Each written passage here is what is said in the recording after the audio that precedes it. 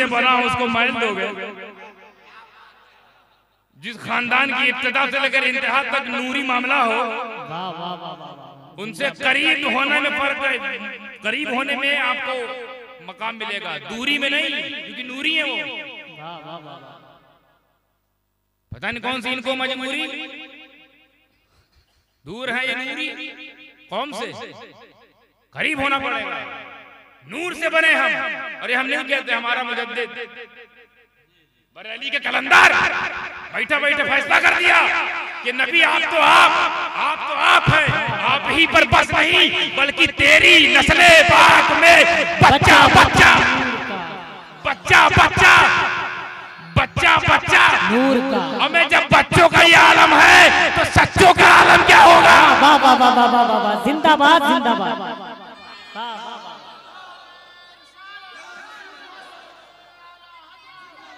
जिंदाबाद ताजुल शरीयत, ताजुल शरीयत जिंदाबाद। माशाअल्लाह माशाअल्लाह, अल्लाहुम्मा तक़ब्बल मिन्ना तक़ब्बल। माशाअल्लाह, देख रहे हैं कितना बहस से किनारे कर देना मैंने, नूर हमारी तरह तुम्हारी तरह, वहां कहाँ चले गए, उतनी ऊपर कहाँ पहुंच गए, हमारी तरह तो हो नहीं पा रहे। पहले हमारी तरह हो जाओ फिर सोचेंगे अगला मरहला क्या है। तो पहले ज़कात लेना बंद करो, तुम्हारा पूरा मदरसा ज़कात से चल रहा है भाई, पूरी तंजीम ज़कात से चल रही है, पूरी फंडिंग ज़कात से हो रही है। ज़कात पे पलने वालों मुख्तारे कायनात से लड़ गए।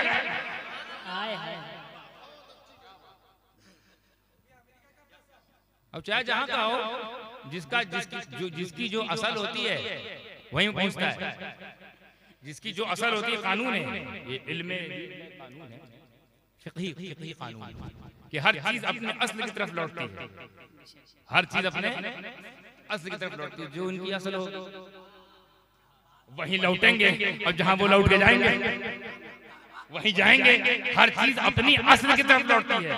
तो अगर यही बात है तो हमारी असल देखो, हमारी असल मुख्तारे कायनात, खानदाने नबूवत की असल, रसूल आज़म का नूर, असल देखो, और हर चीज अपने असल की तरफ। तुम्हारी निस्बत गुलामी रसूल, तुम्हारी निस्बत गुलामी रसूल की है, जो तुम्हारा अपनी गुलामी की तरफ, गुलामी को लेकर रसूल की तरफ लौटना है तुम्हारी असल। असल तो छोड़ो यार, रसूल पाक की असल को क्या नापते हो, नस्ल को देखो।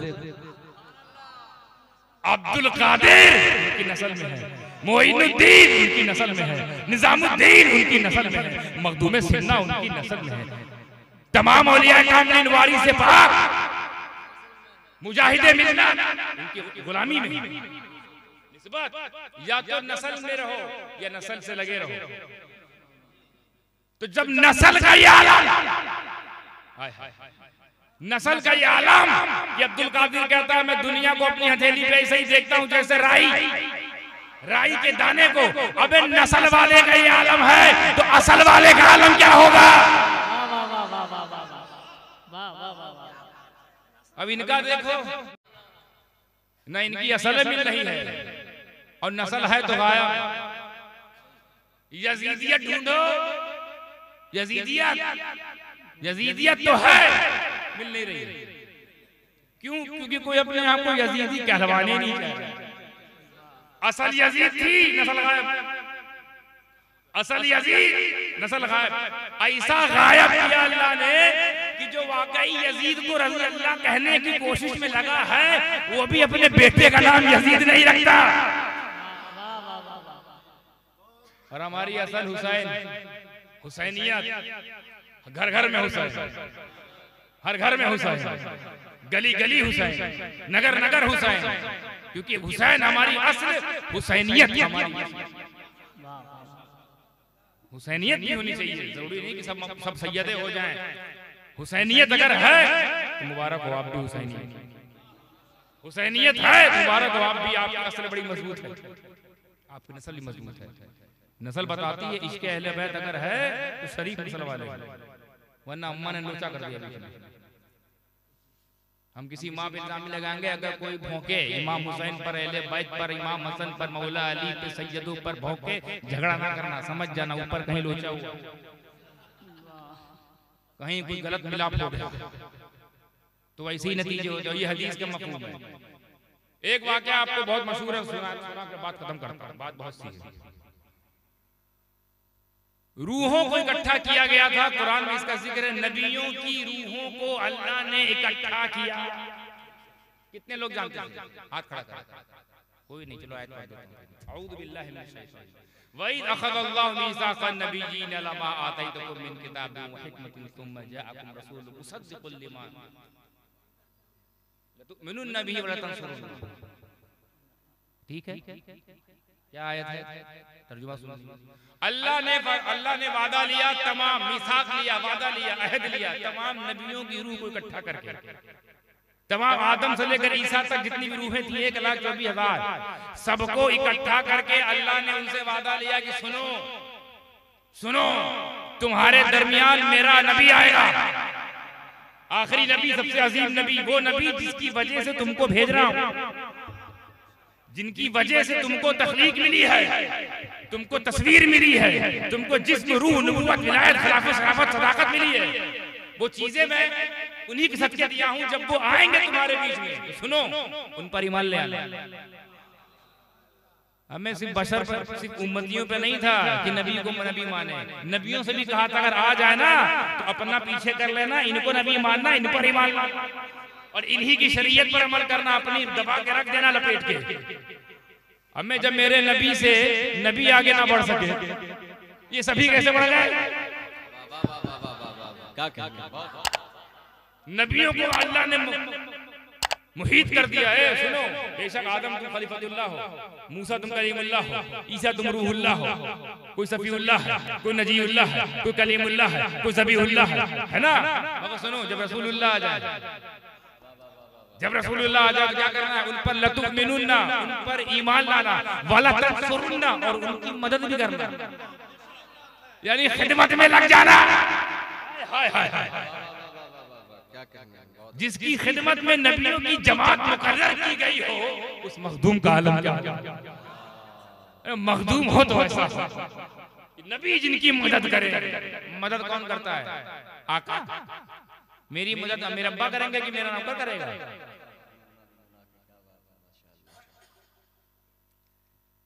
लगा दिया, ईमान लाओ। अच्छा, ये सबको, अच्छा अभी खाली इनकी रूहें हैं, नबी का सिर्फ जिक्र चल रहा है। नबी का जिक्र अल्लाह को इतना पसंद है, उस वक्त भी जिक्र कर रहा है जब कोई जाकिर ही नहीं दुनिया में। नबी के एक जलसा हुआ, जलसा हुआ, जलसे में आए कौन? सामईन, अंबिया, अंबिया की रूह सामईन। नकीब कौन? जिब्राइल। और खतीब कौन? अल्लाह। हमें जिसकी शान अल्लाह बयान करे नबियों के दरमियान, बड़ी शान वाला नहीं है, वो बड़ी शान वाला नहीं है, वलिल्लाहिल मसलुल आला। फिर ये जब सब कुछ कहा गया, सारे नबियों ने कहा बिल्कुल ईमान लाते हैं, या अल्लाह हम वादा करते हैं हमारे बीच जब वो नबी आएगा, बरगुज़ीदा बंदा आएगा, जब मुकर्रब बंदा आएगा तो हम ईमान भी लाएंगे, और ईमान ही नहीं लाएंगे हम उनकी मदद भी करेंगे। मगर ऐ अल्लाह, हम तो खुद वादा कर रहे हैं, पर इस वादे की गवाही कौन दे? इसका गवाह भी तो बनना पड़ेगा। अल्लाह खुद फरमाता है, इसका गवाह मैं खुद। क़ाल फ़शहदू व अना मअकुम मिनश शाहिदीन, मैं खुद इसका गवाह रहूंगा। तो जब गवाही इलाही दे तो फिर कितना बड़ा वो कितनी बड़ी गवाही होगी।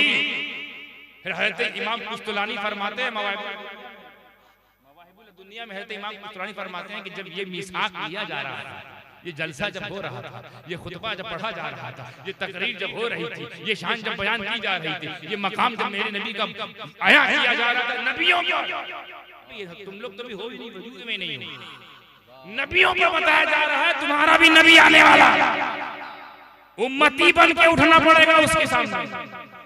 नबी रहना अपने दौर में, जब वो आ जाए तो उम्मती। ईसा यहाँ आएंगे कि नहीं आएंगे? नबी बन के नहीं आएंगे, इजाजत नहीं। उम्मती बन के आना है तो जाओ। नबूवत खत्म, रिसालत खत्म, अब आना है तो उम्मती बन के बोले कबूल है। हमें मेरे नबी का मकाम छोड़ो, उनकी उम्मतियों का मकाम देखो कि उनके उम्मतियों में आने के लिए नबी उम्मती बन के आए।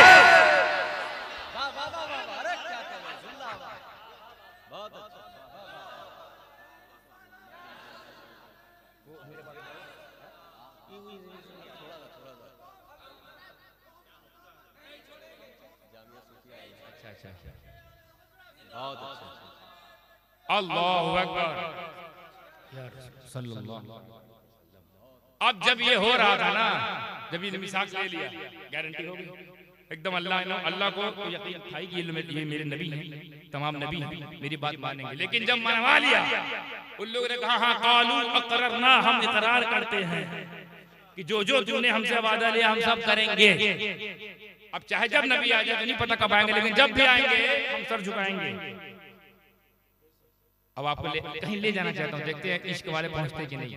तो जब ये लिया जा रहा था तो रसूल पाक सल्लल्लाहु ताला अलैहि वसल्लम, मवाहिबुल दुनिया साहिब मवाहिबुल दुनिया इमाम हुसैन फरमाते हैं, एक नूर साया बन के आया, इन तमाम के ऊपर एक सायबान बन के आया, नूर, एक नूर चमकाया गया, नूर चमकाया गया। तमाम अंबिया ने पूछा है मेरा रब पालनहार है, मेरे खुदा ये नूर कैसा है, ये नूर क्या है? बोले यही है, यही है नूर जो बशर बन के जब आएगा तो ईमान लाना है। यही है वो नूर जब नूरी बशरी लिबास में आएगा तो इसी पर ईमान लाना है। तो जब सबने ये सुना, सबने गर्दन झुकाई, सबने गर्दन झुकाई। जब मेरे नबी की ऐलान नबूवत का ऐलान हुआ, जब मेरे नबी की शान बयान की गई, जब मेरे नबी की शान दिखाई गई, तो सारे नबियों पर लाजिम हो गया कि गर्दन झुका ले गर्दन। ठीक उसी तरह जब मेरे नबी का परताव गौसे आजम की विलायत दिखाई गई, सारे वलियों को गर्दन झुकाना पड़ा।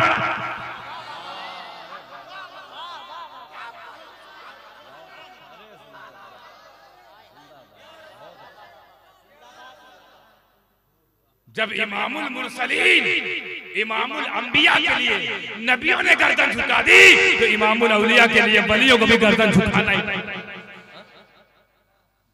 अगर वली बनना है तो गौस गौस कहना पड़ेगा, गौस गौस कहना पड़ेगा। और वली बने रहना है तो गर्दन झुकाना पड़ेगा।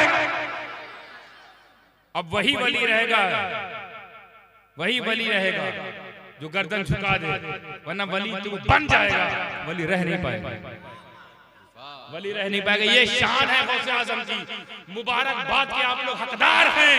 आपकी गुलामी अल्लाह कबूल फरमाए कि बगदाद वाले गौसे आजम का दिन हम यहाँ बैठे बैठे मुकद्दर वालों के हिस्से में ये आता है। हम मुकद्दर वाले हैं, वो पैजामे वाले हैं, हम हंगामे वाले हैं। इसीलिए जहां सुन्नी होता है वहां हंगामा होता है। छठी, 11वीं, 10वीं, 12वीं, 15वीं, 25वीं, 28वीं हंगामा, उधर ऊंचा पैजामा। तो तुमको तुम्हारा पैजामा मुबारक, हमको इनके दिन मनाने का हंगामा मुबारक। हाँ बस ये ख्याल है, दिन मनाने में हंगामा वही करो जो शरीयत की रोशनी में हो। हाँ वो फालतू चीज ना डाल दो इसमें, डीजे डिस्को ढुकर ढुचुर, नाच गाना भंगड़ा पाना, ये नहीं, इसकी इजाजत नहीं देता। जिस गौस को मनाने के लिए सब मना रहे हो वही इनकार कर रहे हैं, ऐसे हम मानेंगे? जिस गौस को मनाने के लिए, उनको मनाने के लिए मेरा महबूब मान जाए, उनको मनाने के लिए 11वीं कर रहे हो, 11वीं में वो हरकत कर दी है जो अब सुन्नियों को सेवा नहीं देता, शरीयत के खिलाफ है, तो क्या गौसे पाक मानेंगे? है क्या गौसे पाक को आपके पास ये हिम्मत है कि जुलूसे गौसिया में जो आप खुराफात करते हो, ये जुलूसे मोहम्मदिया में जो खुराफात करते हो, या आप जिस तरह से हमारी माएँ बहनें भी साथ साथ चलती हैं और आपस में बहुत सही ऐसी नाज़ेब हरकतें भी होती हैं, एक दूसरे को छेड़म छाड़ी भी होती है, तो क्या तुम्हारे अंदर ये ताकत है, ये जुर्रत है कि जब जुलूस खत्म हो जाए, जुलूस उम्मती खत्म हो जाए और जब दुआ मांगा जाए और जब इसाले सवाब किया जाए तो आप में अगर ये जुर्रत है तो आप करिए। जुर्रत ये कि आप खुद कह सके, ऐ अल्लाह मैं तेरे नबी के जुलूस में शामिल हुआ, कबूल फरमा। यहाँ तक तो ठीक, और फिर साथ में ये भी कहना, ऐ अल्लाह मैं तेरे नबी के जुलूस में मैंने 3 लड़कियों को छेड़ा, कबूल फरमा। 2 को नंबर दे दिया, कबूल फरमा। एक का हाथ पकड़ के भागने की कोशिश की, पकड़ा गया, कबूल फरमा। डीजे बजाए, मौला कबूल फरमा। धुन पे नाचे, मौला कबूल फरमा। है दम तो जब दम नहीं तो काहे करते हो सब काम? वो काम करो जिसको भेजने में आप कह भी सको, या अल्लाह तेरे नबी की शान में 2-4 किलोमीटर सर झुकाकर बाअदब चले हैं, कबूल फरमा। अमन के पैगंबर के जुलूस में अमन से निकले, कबूल फरमा। दुरूद भेजने वाले खुदा तेरे नबी पर दुरूद भेजते भेजते हमने जुलूस का इख्तिताम किया, कबूल फरमा। तो ये कबूल भी होगा, मकबूल भी होगा, खुश रसूल भी होगा। तो ये है हमारे गलतियां, कमियां, जिनको देखकर वो लोग हम पर उंगली उठाते। तुम अपनी चीजें सही कर लो ना, झगड़ते क्यों? ताजियादारी में वो चीजें ना करो जो हराम है। महफिल सिना में वो चीज, वो कव्वाली ना करो जो हराम है। जुलूस उम्मती में वो चीज ना करो जो हराम है। शादी ब्याह में वो चीज ना करो जो हराम है। अब मैं शादी तुम्हारी हराम तरीके से हो रही है, नतीजा देखो, शादी के बाद जीना हराम हो रहा है। शादी सुधारना चाहते हो शादी का मुस्तकबिल, तो शादी शुरू तो करो नबी के तरीके से। तुम तो उन सभी के तरीके पे चले गए। बारात, दहेज, ऐठन, 500 लोग को लेके आएंगे, गरीब वहीं सुन के मर जाए। ये बारात आ रही है कि डाका मार रहे हैं? ये बाराती आ रहे हैं, डाकू मार रहे हैं। 250 लोग लेके आएंगे हम लोग भाई साहब, और अच्छी सेवा, अच्छी इज्जत चाहिए। भाई लड़की लेने आए हो कि धमकाने आए हो? नहीं देना लड़का, ऐसे को तो मना कर दो, नहीं देना भाई साहब, आपको को अपनी बेटी नहीं देना। एक भी बारात किसी नबी की, किसी सहाबी की निकली है जो हम निकाल रहे हैं? सहाबी ने नहीं निकाला, यहाँ की खराबी ने निकाला। यहाँ की खराबी ने निकाला, सहाबी ने नहीं। वो तो छुप छुप कर, हाजी हया का दौर था। एक दौर था हमारे दौर में, मुझे अपने बचपन में याद है कि बेटियों के सामने शादी की बात करो उठ के भाग जाती थी। हया थी, हमारे दौर का हया थी, ऐसी थी, तो उनके दौर की हया कैसी रही? अब ऐसा मामला, बेटी खुद आती है, पापा ये है कौन? मेरा होने वाला। अरे पापा अभी सोचबे नहीं किया था कि शादी करनी है, तय करके आई है। ओ पापा मेरे को शादी करनी, मेरे कॉलेज में लड़की मैंने पसंद कर लिया। अरे भाई तुमने पसंद कर ली, हम तो देखे भी नहीं। मालिक हम, पैदा हम किए। माँ बाप का बहुत एहतराम भाई साहब।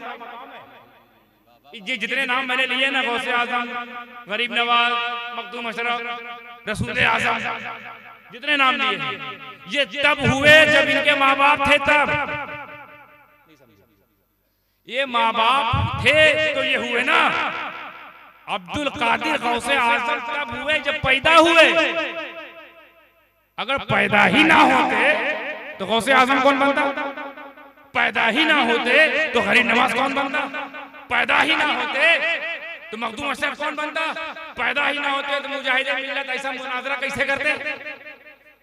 पैदा होना कितना अहम, तो जब पैदा होना इतनी अहमियत का हामिल है तो जो पैदा कर रहा होगा उसका एहसान मानना। पैदा करते माँ बाप, हमें माँ बाप हुए तो तुम हुए, फिर तुम जो होना था उसके बाद हुए। पहले माँ बाप ने तुम्हें पैदा किया, ना पैदा होते तो ये इतने बड़े माशाल्लाह नकीब है, ये पैदा ही ना होते क्या होते? पता नहीं कहाँ होते। इनको जरूरत है माँ बाप की तो पैदा होना पड़ेगा।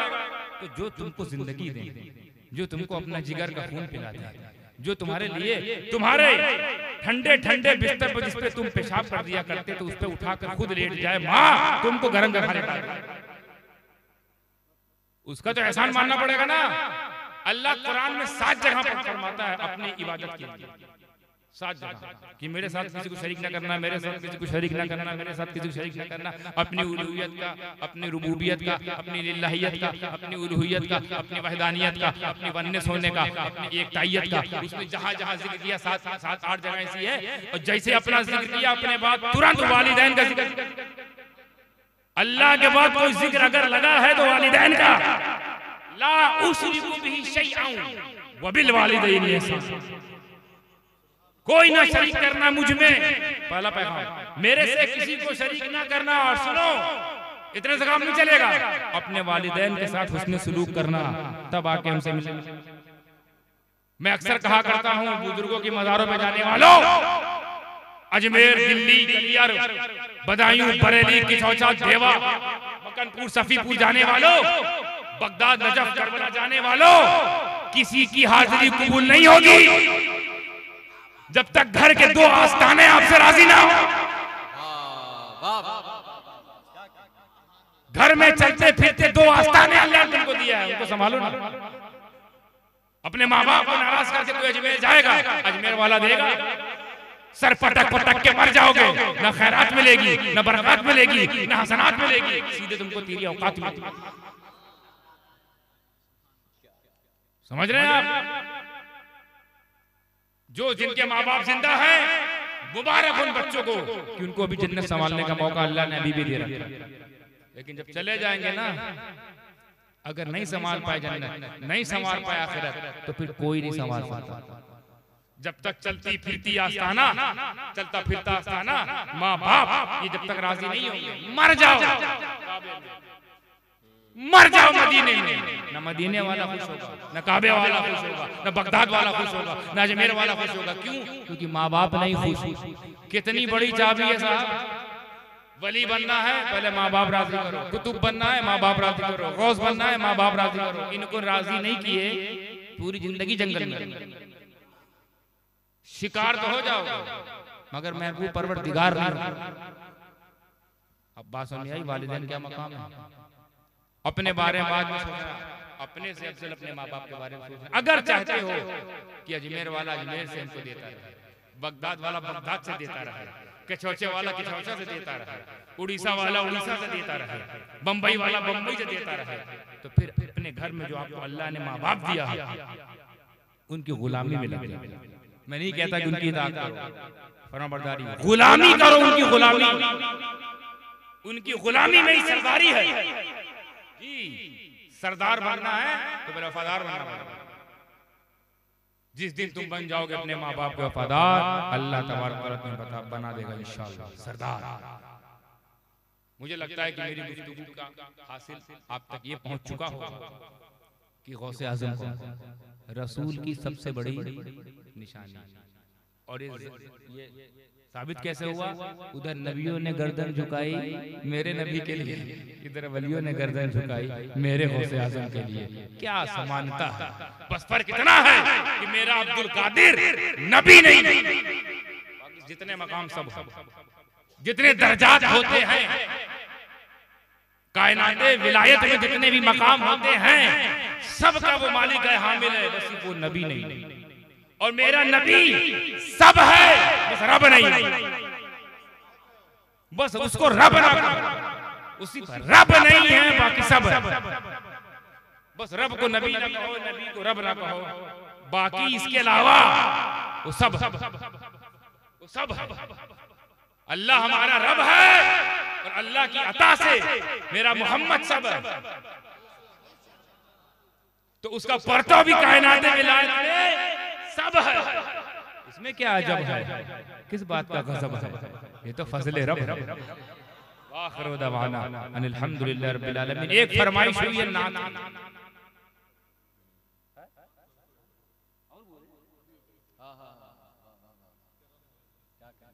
अरे कितना बोलने वाले देखो भाई, भाई भाई कहाँ जाना है? सिटिंग कर लो, हो जाएगा। अल्लाहुम्मा सल्ली अला सय्यिदिना मौलाना मुहम्मदिन कमा तुहिब्बु व तुरज़ा सलातो व सलाम अलैका सय्यदी। अरे चलो एक बात, हम जिस मुल्क में रहते हैं किसका मुल्क है? अरे वाह, तो कहीं कहीं आज का नाम लेने वाले किसका मुल्क है? ख्वाजा का। यहाँ का राजा कौन, हाकिम कौन, हुकूमत किसकी? इसीलिए हम लोग डरते नहीं किसी, क्योंकि बाकी आते जाते हैं, बाकी सब आते जाते हैं। वो ऐसा आया अभी तक गईबे नहीं की, ऐसा भेजा रसूल ने। अताए रसूल है ना, अता रसूल की अता कभी खत्म होगी।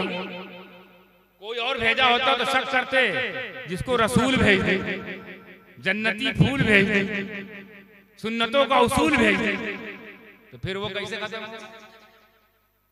सारी बहार रसूल से है, चांदनी में चमक रसूल से है, सूरज में शुआएं रसूल से है, चांद और ये नूर में रोशनी, फूलों में खुशबू, बुलबुलों की आवाज, ये सब नबी का सदका।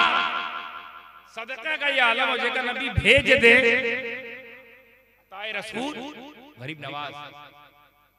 अब यहाँ आके हम लोग के मालूम का है, वो पूछने के लिए सरकार, जब फार्मूला ये है कि हर वली किसी ना किसी नबी का परतो, तो आप भी तो वली है ना,